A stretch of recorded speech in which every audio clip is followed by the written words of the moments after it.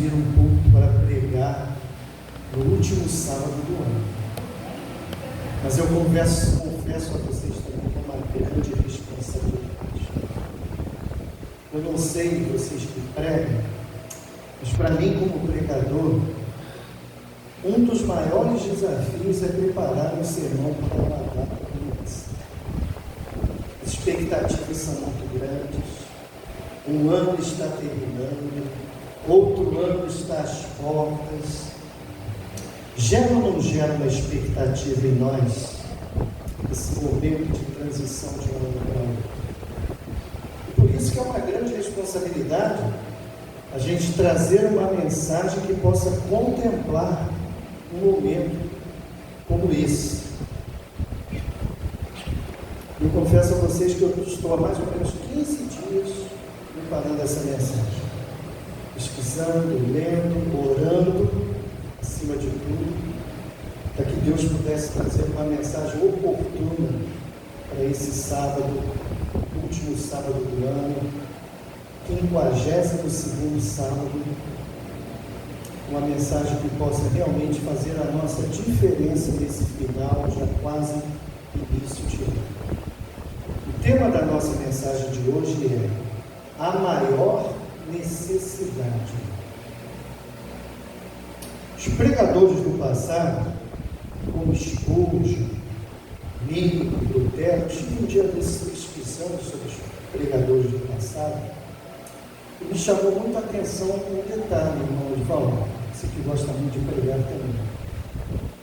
A maioria dos sermões desses homens era prática, menos teoria e mais prática. Alguns chegaram até a pregar só 10% de teoria e 90% de prática. Não sei se vão um dia alcançar, não sei se um dia vão alcançar esse ideal.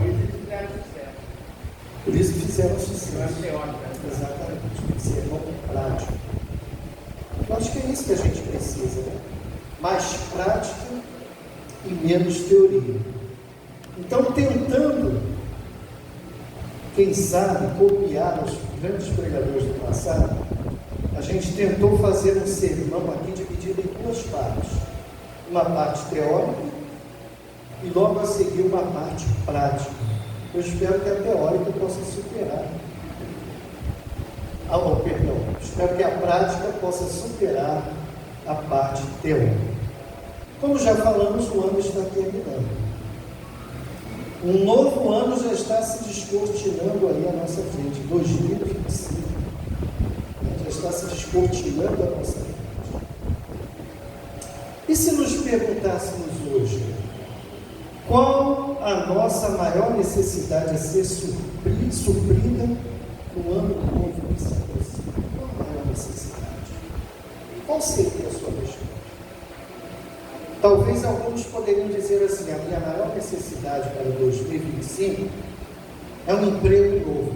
Um novo emprego, quem sabe? Não estou feliz com esse emprego, gostaria de ter um novo emprego. Outros, quem sabe, trocar o carro. Eles que têm carro, meu carro já está tão velhinho, poxa, se eu conseguisse trocar de carro em 2025, que bênção seria. Outros, quem sabe, sair do aluguel. Não sei quantos aqui moram de aluguel, né? Mas quem sabe a maior necessidade aparentemente seria essa, poder sair do aluguel. Outros, quem sabe, ter uma melhor saúde. A melhor saúde no ano de 2025, ou quem sabe um casamento mais estável, um casamento que de repente não andou tão bem em 2024. Você espera uma maior estabilidade no casamento para o ano de 2025, uma melhor condição financeira, talvez. A lista é grande. Se a gente fosse botar aqui uma lista, é grande. Mas qual seria de fato a nossa maior necessidade? No livro Mensagens Escolhidas, na página 121, nós lemos o seguinte: um reavivamento da verdadeira piedade entre nós, eis a maior e a mais urgente todas as necessidades. Buscá-lo deve ser a nossa primeira ocupação. Ellen White ainda acrescenta: precisa haver um reavivamento e uma reforma sobre a ministração do Espírito Santo. Queridos, aí está a nossa maior necessidade, como indivíduos e como igrejas, a ser suprida no ano de 2025. Um reavivamento e uma reforma. Reavivamento significa renovação da vida espiritual.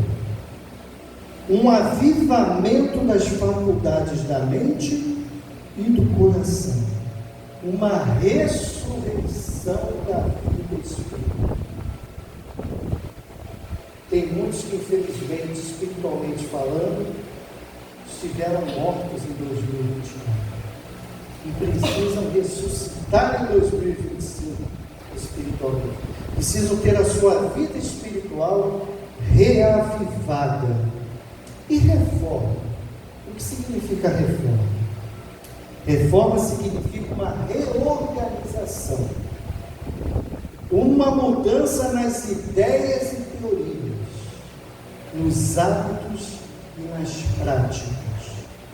A reforma não trará o bom fruto da justiça, a menos que seja ligada com o reavivamento do Espírito. Reavivamento e reforma devem efetuar a obra que lhes é designada, e no realizá-la precisam fundir-se. Isso aqui é muito importante. Eu já conversando sobre esse assunto com algumas pessoas e fazendo a pergunta: o que deve vir primeiro, o reavivamento ou a reforma? Já ouvi alguns falarem reavivamento. Já ouvi outros falarem a reforma. Mas, biblicamente falando, as duas coisas devem acontecer o quê? Juntas. Tanto o reavivamento, que é essa ressurreição espiritual, se você estava morto espiritualmente, ressurgir de novo espiritualmente, quanto a reforma, a mudança de vida, de prática e de hábitos. Essas duas coisas devem acontecer simultaneamente, juntas. A gente pode compreender melhor esse assunto se tivermos em mente que o reavivamento é a causa ou a motivação. Reavivamento é a causa ou a motivação. E reforma é o efeito ou a consequência dessa causa ou motivação. Então, o que me leva à reforma? A motivação causada pelo reavivamento. Percebe? A reforma é uma consequência, então, do reavivamento espiritual. Ambas devem andar juntas, pois reavivamento sem reforma é mera ilusão espiritual. Está atenção? Reavivamento sem reforma de vida é mera ilusão espiritual. E da mesma forma, reforma sem reavivamento não passa de um formalismo ético. É indispensável, então, que consideremos ambos esses conceitos, reavivamento e reforma, sobre as suas reais e respectivas implicações. Não pode haver reavivamento sem reforma e nem reforma sem reavivamento. Ok até aqui? As duas coisas precisam andar juntas, e essa é a nossa maior necessidade como indivíduos e como igreja: reforma e reavivamento. Muito bem, passando agora da teoria para a prática, Mas a teoria foi bem compreendida? Bem compreendida? Mas como se dá então na prática o reavivamento e a reforma?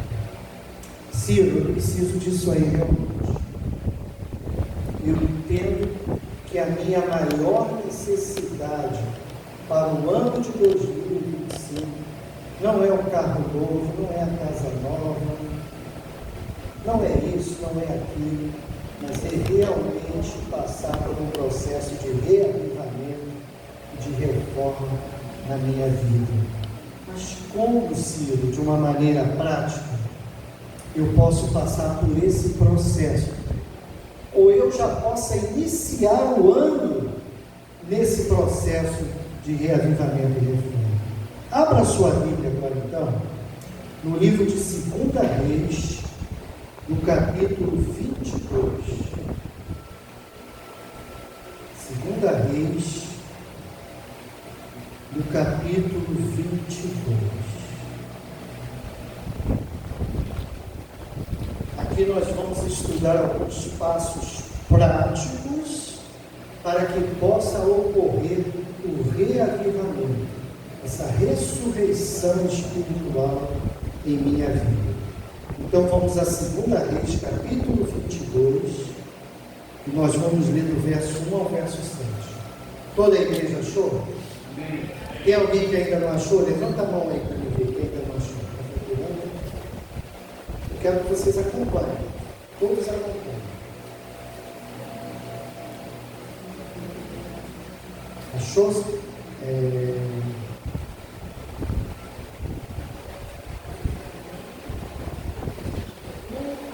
Ana Márcia.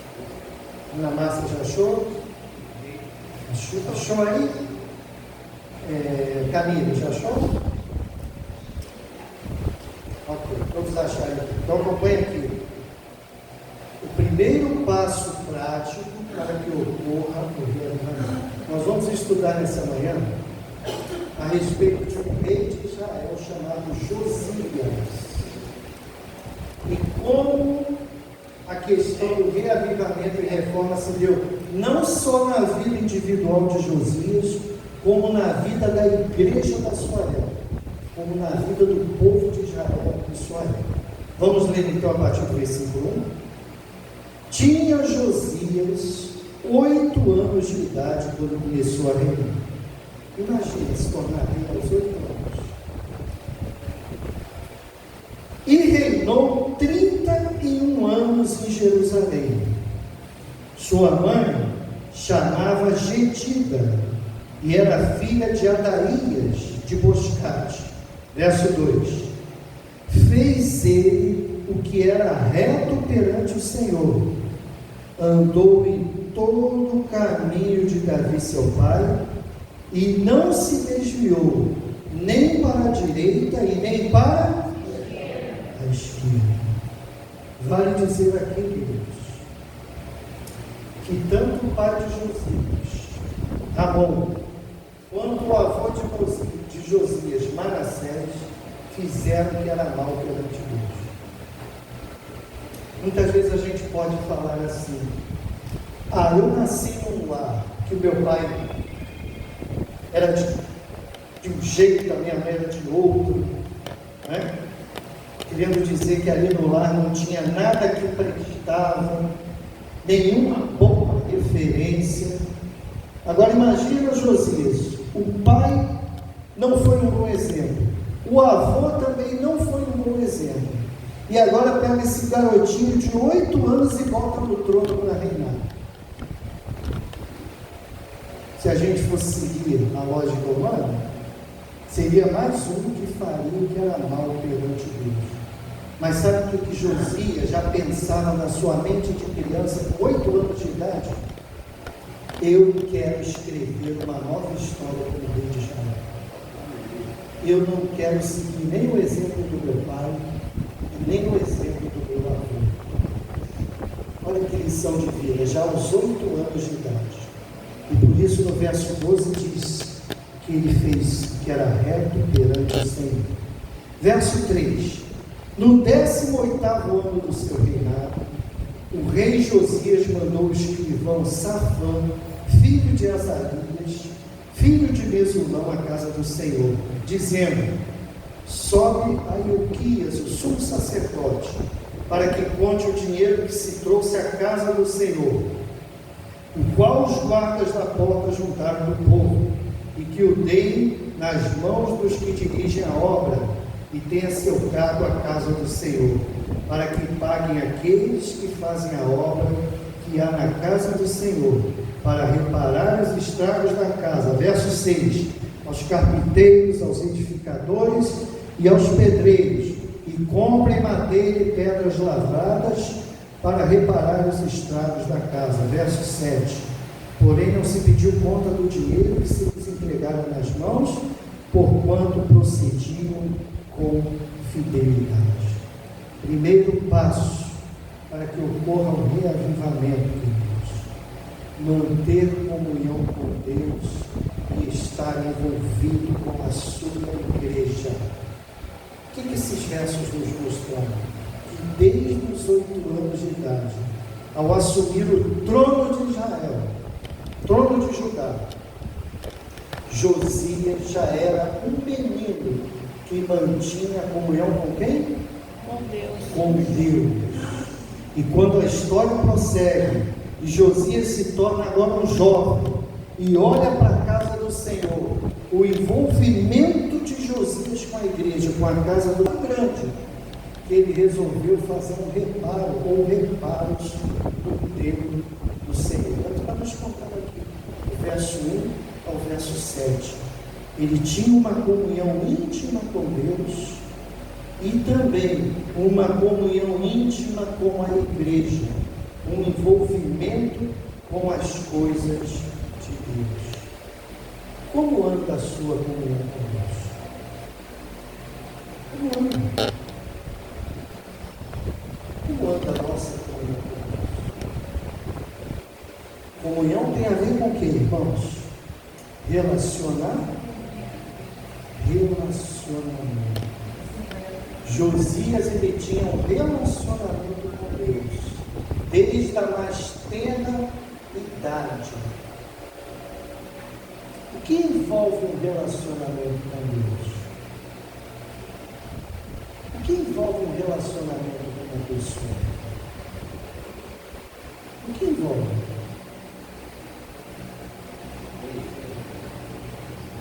Passar tempo com essa pessoa. Quanto tempo você tem passado com Deus? Quanto tempo em 2024 você passou com Deus? Quantas horas você andou ao lado do Senhor? Quantas horas você manteve uma comunhão íntima com o Senhor? A Bíblia diz que Enoque andou com quem? Com Deus. Enoque andou com Deus. Quando diz que Enoque andou com Deus, diz que Enoque, cada lugar que ia, ele ia junto com quem? Com Deus. Vocês já viram aquele chapéuzinho que o judeu usa assim na cabeça, chamado kippah? Já viram? Parece uma coroazinha assim que eles usam, aquele chapéuzinho. Vocês sabem o que significa o kippah? Sabe o significado daquele chapéuzinho? O kippah significa a presença de Deus. O judeu, então, o que ele faz? Quando ele acorda de manhã, ele coloca o seu kippah. E se ele vai para o trabalho, ele vai com o quê? Com kippah. O que isso significa? Ele vai andar com Deus até o trabalho, ele vai estar com Deus. Kippah significa isso, a presença de Deus. Se ele vai para a faculdade, ele vai com o seu kippah. O que significa isso? Ele vai à faculdade na presença de Deus. E até se ele for para o lazer, ele vai para o lazer usando o quê? O seu kippah, significando que ele está sempre na presença de quem? De Deus. E à noite, quando ele chega em casa, Ele pega o seu quimpazinho, bota assim do ladinho na mesinha de cabeceira, e até para dormir, ele dorme na presença de Deus.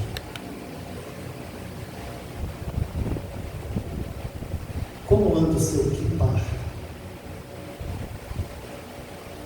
Será que temos andado a todos os lugares, ou em todos os lugares, na presença do Senhor? Será que podemos melhorar esse relacionamento, essa intimidade com o Senhor no ano de 2025? Quantos querem andar mais na presença do Senhor do próximo ano? Amém. Então façam como Josias, mantenham comunhão com Deus. Queridos, se envolvam na casa do Senhor. Há alguns hoje que infelizmente estão dizendo assim: eu não preciso estar na igreja.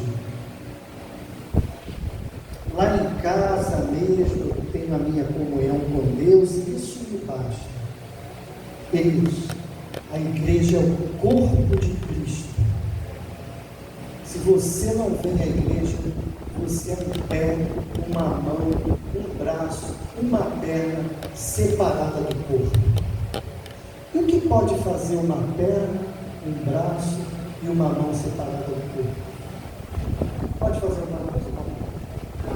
Nada. Que em 2025 possamos desenvolver mais com o Senhor e também com a obra do Senhor. Gostei da Ângela quando, no momento desse, eu cruzei com ela hoje, acho que foi aqui na entrega do certificado, ela disse assim para mim: eu quero trabalhar. Amém, gente? Amém. Eu fiquei feliz, eu quero trabalhar. A Ângela não quer ter só uma comunhão com o Senhor, mas ela também quer ter uma comunhão direta na obra do Senhor. Envolvimento, isso é, envolvimento na obra do Senhor. Mas vamos ao segundo passo, para que ocorra o avivamento. Qual é o primeiro passo então? Você que levantou a mão aí, todos levantaram. Perdão, dizendo que querem esse reavivamento e reforma. Qual é o primeiro passo então que a gente viu aqui? Relacionamento com Deus e envolvimento com a igreja. E envolvimento com a obra de Deus, com a igreja. Primeiro passo para que haja um reavivamento. Para que, se você estiver morto, possa ressuscitar espiritualmente. Primeiro passo: comunhão com Deus e comunhão com a igreja. Segundo passo, continua aí no capítulo 22. Segundo Reis agora 22, do verso 8 ao verso 13. Acompanhe a leitura comigo, verso 8 ao verso 13. Então disse o sumo sacerdote Ilquias ao escrivão Safã: achei o livro da lei na casa do Senhor. Ilquias entregou o livro a Safã, e este o leu. Então o escrivão Safã veio ter com o rei e lhe deu relatório dizendo: teus servos contaram o dinheiro que se achou na casa e o entregaram nas mãos do que dirige a obra e tem a seu cargo a casa do Senhor. Relatou mais o escrivão Safã, aí no verso 10. Relatou mais o escrivão Safã ao rei, dizendo: o sacerdote Ilquias me entregou um livro. E Safã fez o quê? Leu o livro diante do rei. Verso 11. Tendo o rei ouvido as palavras do livro da lei, o que ele fez? Rasgou as suas vestes. Segundo passo para o reavivamento espiritual: reconhecer a malignidade do pecado. Quando Ilquias leu o livro da lei, e Josias agora comparou o que estava no livro com a prática religiosa do povo, Ilquias percebeu quão longe a malignidade do pecado tinha tomado conta do povo de Israel. Queridos, cuidado com o pecado. O pecado não tem nada de benigno. O pecado é maligno. Seja de que tamanho for, de que forma for, pecado é sempre o quê? Pecado. Ah, mas isso aqui é uma coisa tão bobinha. Não entendi.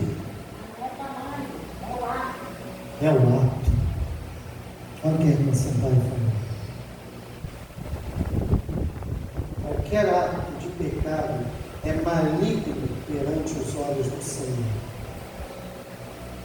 Ah, mas essa mentirinha é tão pequenininha, não faz mal a ninguém. Queridos, foi por uma coisa muito boba, mas muito boba mesmo, como comer o fruto de uma árvore, que hoje eu e você estamos aqui passando por tudo que estamos passando. Porque um dia a Eva olhou assim e falou: mas é só uma frutinha. Percebe o tamanho da malignidade do pecado? Josias, quando viu a descrição da vontade de Deus no livro da lei e a conduta do povo, ele percebeu na sua maior totalidade possível a malignidade do pecado. Segundo passo, então. Qual é o segundo passo? Reconhecer a malignidade do pecado.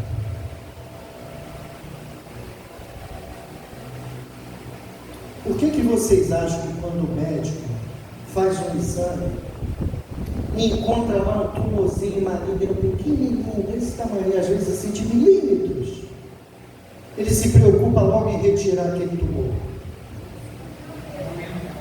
Já pensou se o médico falasse assim: ah, mas é só um tumorzinho, quase que não aparece na imagem da ressonância, tão pequenininho, deixa isso para lá, deixa ele crescer, deixa ele.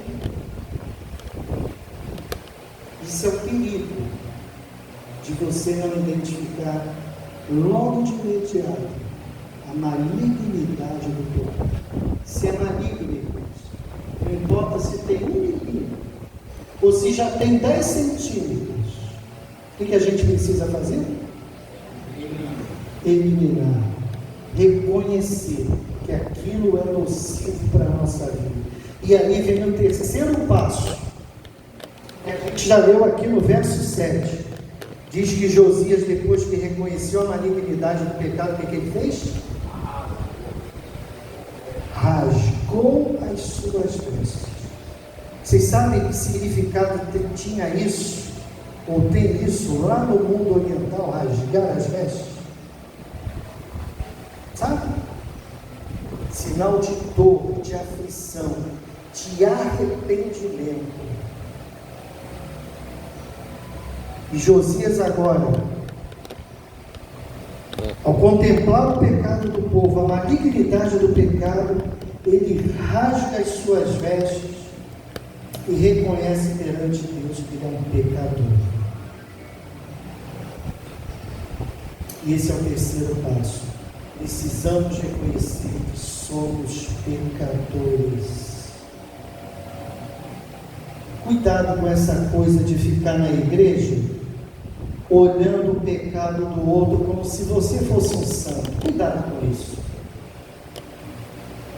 Aqueles que me conhecem sabem que eu repudio esse tipo de coisa. Sabe por quê, irmãos? Porque quando você fica olhando para o pecado do outro e se achando mais santo do que o outro, você acaba esquecendo que você também é o quê? Um pecador que carece de arrependimento e de confissão, de graça e de perdão. Se em 2024 você ficou olhando para o teu irmão do lado, por favor, irmãos, lição dessa semana nos falou: mantendo os olhos em quem? Em Jesus. É para Ele que você deve olhar. Porque quando eu olho para o meu irmão, de repente eu vou ver realmente tanta coisa ruim nele, que eu vou me achar mais santo do que ele. Mas quando eu olho para Jesus, eu vou ver tanta coisa ruim em mim. Percebe? Que todo o meu conceito de santidade, para quê? Cair por terra. Por isso que Jesus disse para Pedro: para de olhar para João. Está olhando para João por quê? Quer se achar mais santo do que ele? Olha para mim. Mantenha os olhos em mim. Josias era um rei que mantinha os olhos fitos em quem? Em Deus, em Cristo. E por isso ele teve a total noção do seu pecado e do pecado do seu povo. Segundo passo, reconhecer a malignidade do pecado. E o terceiro passo para que haja um reavivamento: arrependimento e confissão. Precisa você, eu disse para você que esse sermão, a intenção é que ele fosse mais prático do que teórico, né? Precisa você hoje se arrepender de alguma coisa, ou confessar algum pecado que você sabe que cometeu, ou talvez ainda esteja cometendo durante esse ano, para que você possa realmente passar por um verdadeiro reavivamento ao transpor esse ano para o ano de 2025. Faça essa reflexão nesse momento. Faça essa reflexão nesse momento. E se você perceber que há alguma coisa que ainda atrapalha a sua vida, porque Isaías 59, se não me falha a memória, os bons de Bíblia me ajudem aí, 59:2, diz o seguinte: que os nossos pecados fazem separação entre nós e quem? E o nosso Deus. Prestaram atenção nisso? Prestaram atenção nisso? Se o meu desejo é passar em 2024 andando com Deus, e se eu sei que os meus pecados fazem separação entre mim e Deus, o que eu devo fazer, irmãos? Me arrepender e confessar os meus pecados perante Deus. Ainda há tempo. 2025 ainda não chegou. Faça isso agora, faça isso hoje.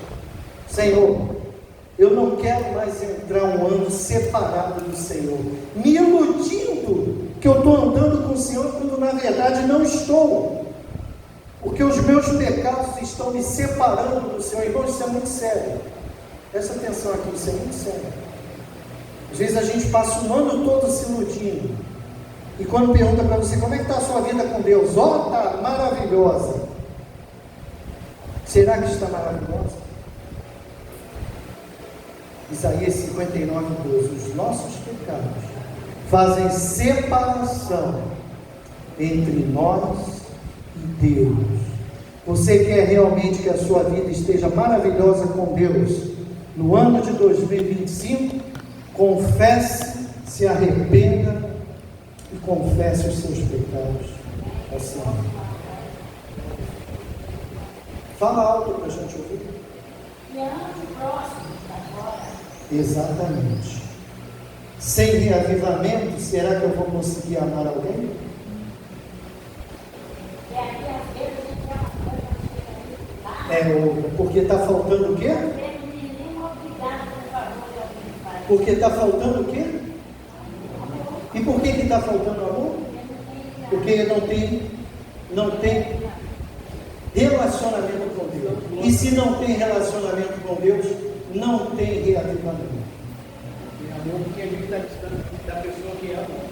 Que bom que vocês estão participando. Que bom. Que bom. Olha, eu faço parte desse grupo também. Não é porque eu estou pregando aqui, mas eu faço parte. Estar pregando não me deu nenhum benefício maior do que vocês, ser mais santo do que vocês. Aqui é um pecador pregando para pecadores. E há 15 dias atrás, quando eu estava me preparando essa mensagem, a minha oração foi a seguinte: Senhor, que essa mensagem possa transformar primeiro a minha vida. Amém? Queridos, quais são os 3 passos então para o reavivamento? Vamos lá, passo número 1. Seguindo o exemplo do rei Josias. Comunhão com Deus e o que mais? Envolvimento com a obra. Comunhão com a igreja, envolvimento com o corpo de Cristo. Você não é um pé, uma mão, uma orelha que anda desgarrada por aí, não. Você faz parte de um corpo. Primeiro passo, comunhão com Deus e com a igreja. Segundo passo, reconhecer o quê? Malignidade. A malignidade do pecado. Pecado é mal e ponto. Não importa se é grande, se é pequeno, se é branco, se é amarelo, se é azul. Pecado é pecado. E qual o terceiro passo? Quando eu reconheço a malignidade do pecado, quando eu reconheço que eu sou um pecador, qual o terceiro passo? Arrependimento e confissão. Arrependimento e confissão. Por que isso é necessário? Porque os nossos pecados fazem separação entre nós e Deus. E a reforma? Como se dá a reforma? Primeiro passo para que a reforma se dê. Segundo Reis 23. Segundo Reis 23. É o último sermão do ano, nossa pai, fica tranquilo. Um pouco de jejum e oração faz bem. Tá certo. Segundo Reis 23, do 1 ao 3. Vamos lá? Vocês já estão aí com o livro aberto, é fácil. Vou ler aqui então. Então deu ordem o rei a todos os anciãos de Judá e de Jerusalém, se ajuntaram a ele.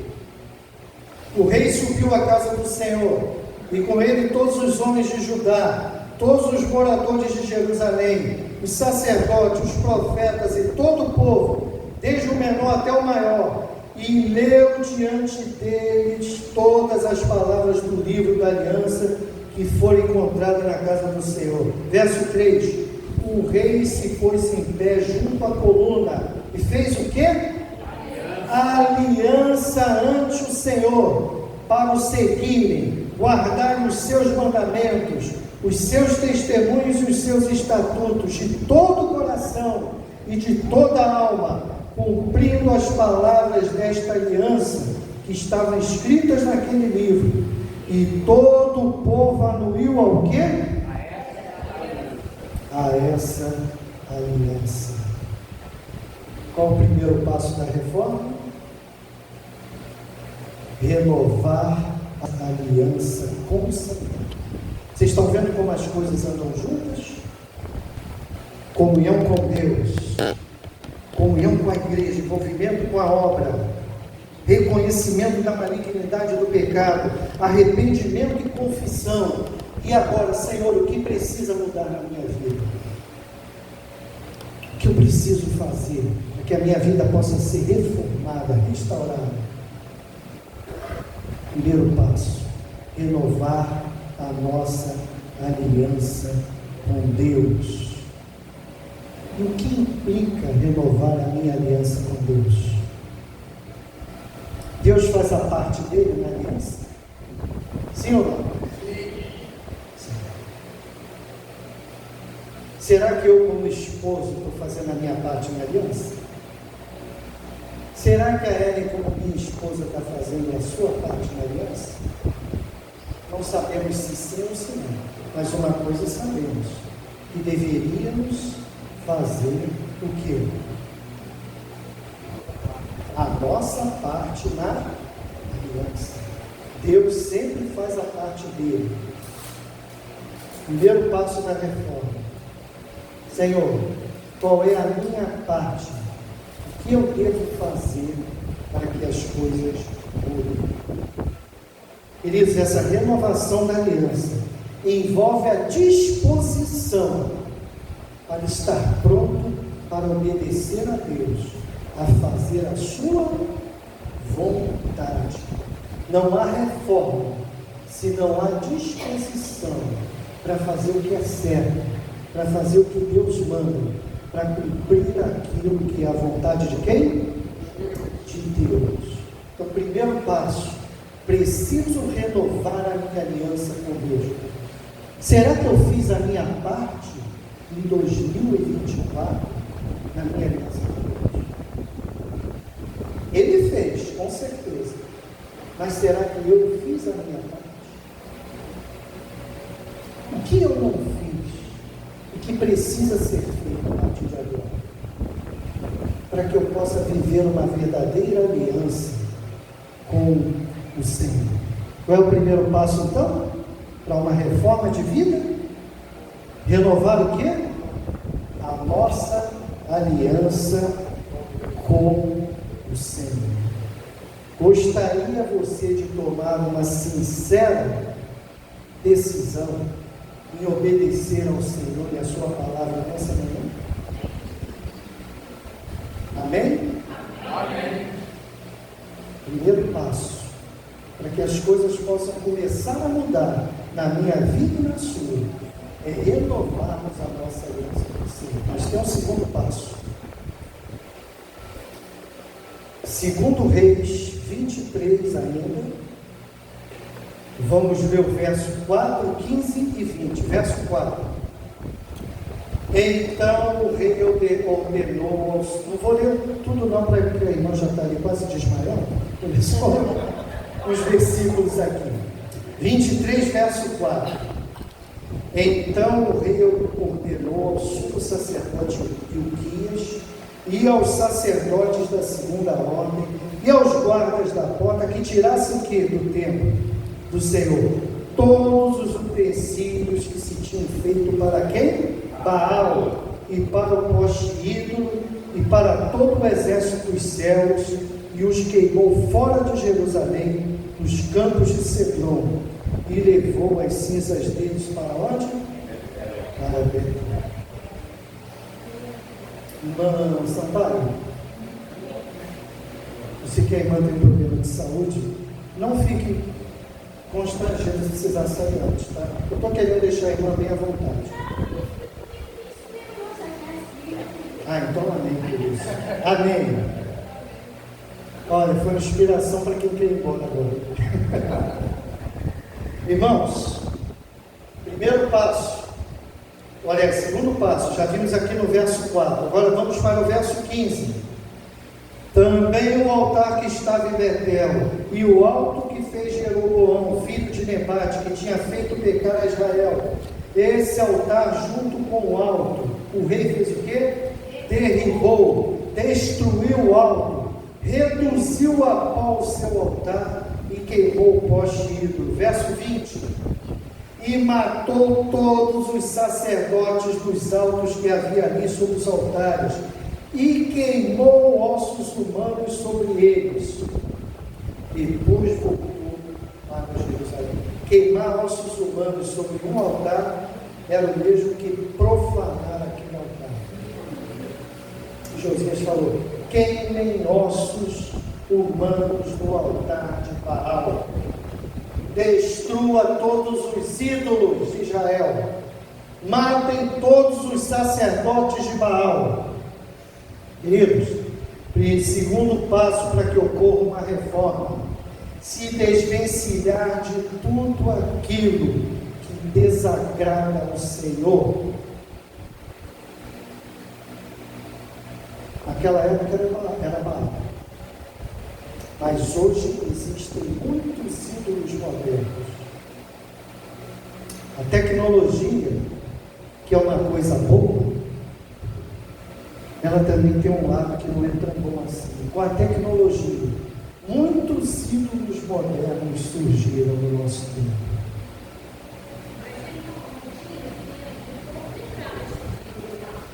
Oi? Templo de Baal. O avô e o pai de Josias andavam longe dos caminhos do Senhor. Era um menino, adoraram Baal. E aí mandaram construir templo para Baal, sacerdote para Baal. Mas Josias, quando leu o livro da lei e entendeu o que estava acontecendo ali, a idolatria que estava acontecendo ali, o que ele fez? Mandou destruir tudo. Será que o meu celular pode ser um Baal moderno? Depende do uso, né? Depende do uso. Não vamos dizer que o celular é Baal, mas dependendo do uso que eu der a ele, o meu celular pode se tornar um Baal moderno. E qual é o segundo passo para a reforma, então? Me desvencilhar de tudo aquilo que desagrada ou que está ocupando o primeiro lugar de Deus na minha vida. E agora vem a pergunta: o que ocupou o primeiro lugar na minha vida nesse ano de 2024? Quantas horas eu passei no celular e quantas horas eu passei lendo a Bíblia, orando e em comunhão com Deus?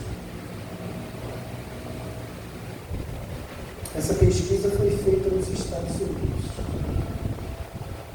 E as horas do celular ganharam disparadamente as horas que se passavam com Deus. Essa pesquisa foi feita entre cristãos nos Estados Unidos, de diversas idades. Não pensa só que era criança e jovem, não, de diversas idades.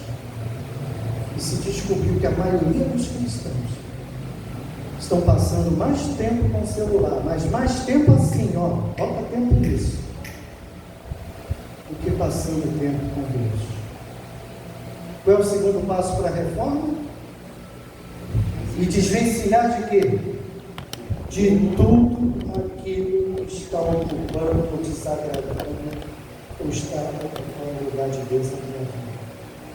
O que tem ocupado o lugar de Deus na sua vida e que você precisa deixar para trás desse ano de 2024?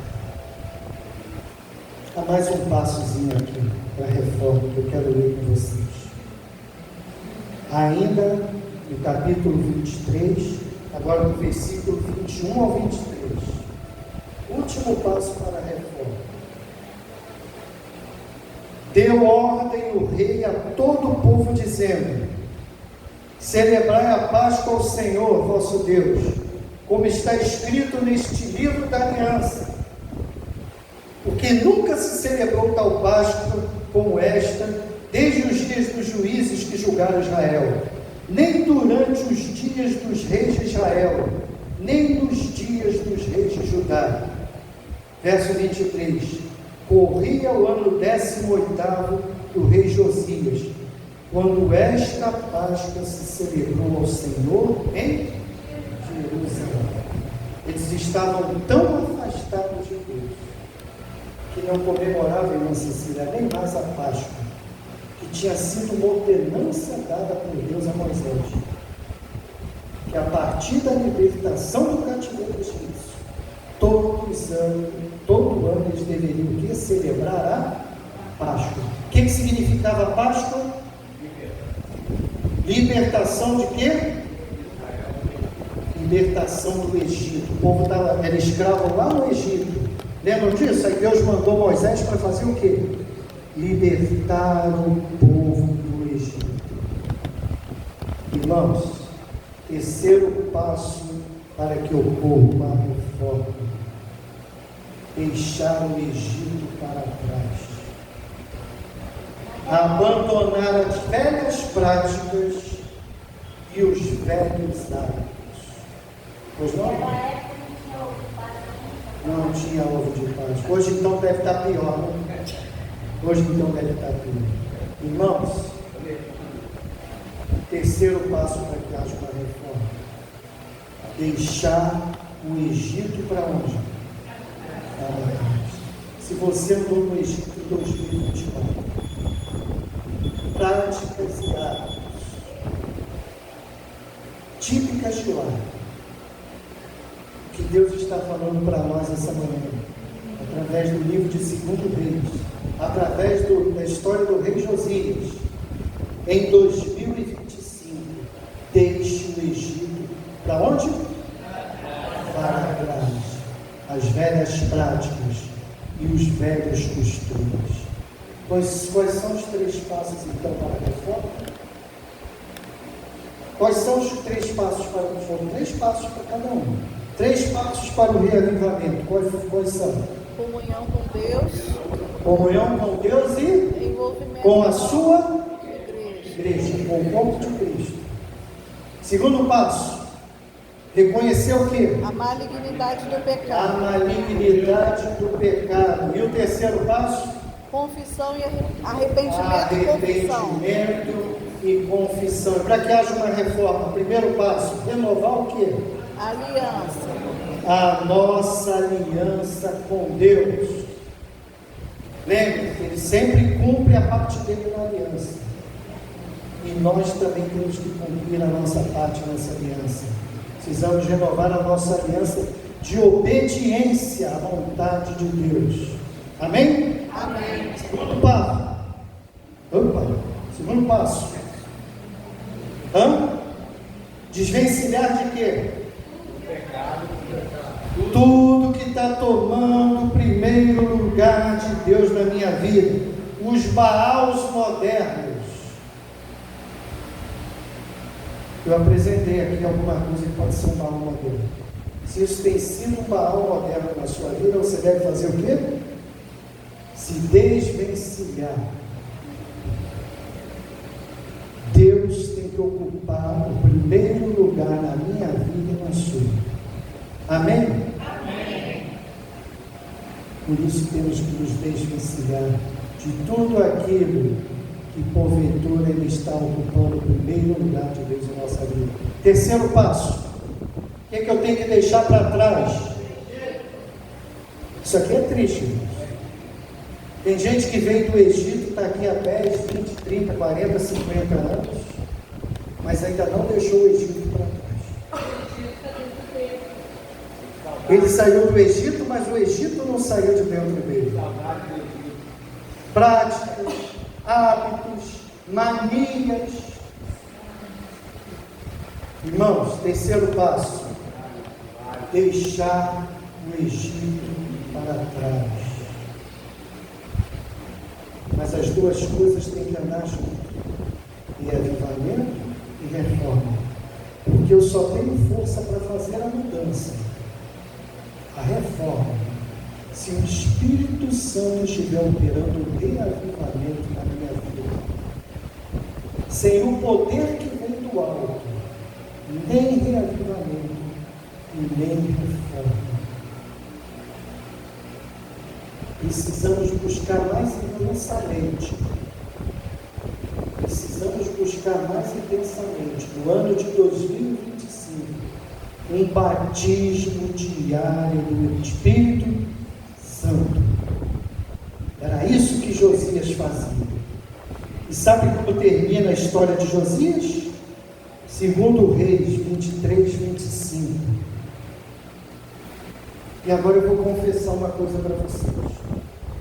Eu não sei qual é o seu personagem predileto da Bíblia, mas o meu personagem predileto da Bíblia é esse rei Josias. E vocês vão entender por quê. Verso 25, capítulo 23, verso 25. Antes dele, não houve rei que lhe fosse semelhante. Olha que coisa linda. Que se convertesse ao Senhor de todo o seu coração e de toda a sua alma e de todas as suas forças, segundo toda a lei de Moisés. E depois dele, nunca se levantou outro igual. Querido, sabe qual é o meu maior desejo para mim e para você nesse ano de 2025? Irmã Sampaio, irmã Ângela, irmã Ana, irmão Luiz Cláudio, Luciana Bezerra. Seu nome está incluso aqui, tá? Luciana, Edivaldo. Tem gente querendo almoçar, não dá para falar o nome de todos. Mas sabe qual é o meu maior desejo? É que no ano de 2025, Deus possa olhar assim para você e falar, olha, tá difícil de encontrar alguém nesse 2025 igual a Luciana. E acho que não vou encontrar ninguém nem no 2026 igual. Já pensou? Mas não seria bom você ouvir isso de Deus? Sampaio, olha, está difícil de encontrar um crente igual a você nesse 2025. E acho que não vai aparecer nenhum igual em 2025. Não. Seria bom ou não? Seria bom. E Josias ouviu isso. Não sei se ele ouviu, né? Mas olha o que ficou gravado do rei Josias. Antes dele não houve um rei igual, e nem depois dele surgiu outro semelhante. Esse é o meu desejo para você em 2025, que Deus possa operar na sua vida, assim como na minha, verdadeiro reavivamento e reforma. Que Deus nos abençoe e desde já um feliz ano novo, um feliz 2025 para você.